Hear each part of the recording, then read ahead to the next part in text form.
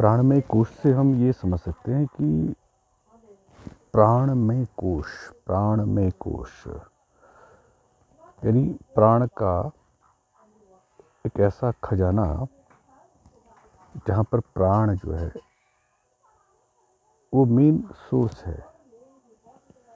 वहाँ प्राण ही प्राण है, प्राण की पूरी एनर्जी है।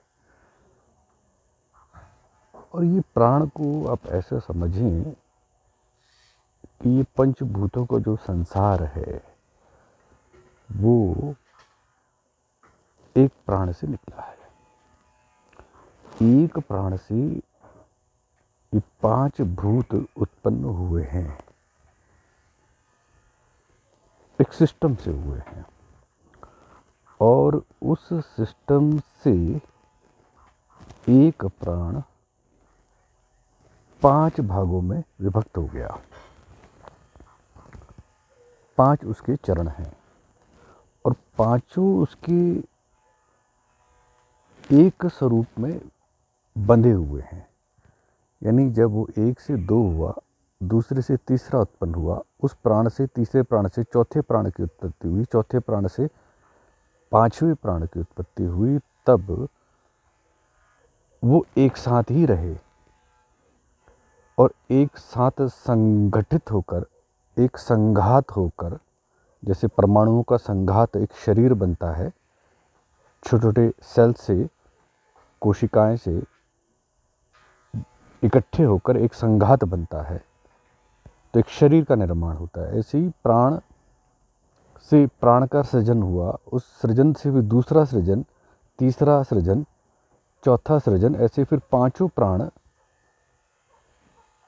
एक ही स्वरूप में आश्रित होकर एक कोश का निर्माण करते हैं। कॉस्मिक वर्ल्ड यानी ब्रह्मांड की जो प्राण ऊर्जा है वो 5 भागों में विभक्त है और पांचों प्राण एक संघात होकर प्राणमय कोश का निर्माण करते हैं, जिसके भीतर ये संसार उत्पन्न हुआ एक व्यवस्था के तहत, क्रम से। तो प्राणमय कोश का एक प्राण पृथ्वी है, दूसरा अपान है, तीसरा व्यान है, चौथा प्राण नाम से ही प्राण है और 5वां आकाश है। उस शब्दों के अपने गहरे अर्थ होते हैं।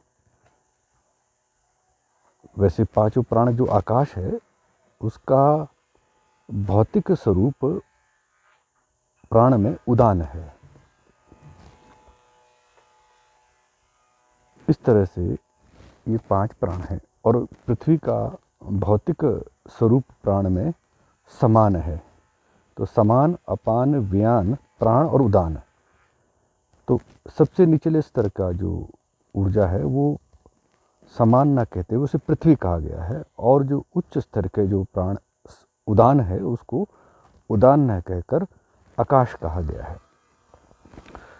उस शब्दों के बड़े गहरे अर्थ हैं, बड़ा गहरा उसका प्रयोग है और इसलिए प्राणमय कोश के ये तत्व एक अंग की भांति कार्य करते हैं और एक विराट ब्रह्मांड की चेतना का प्राणमय स्वरूप प्रकट करते हैं।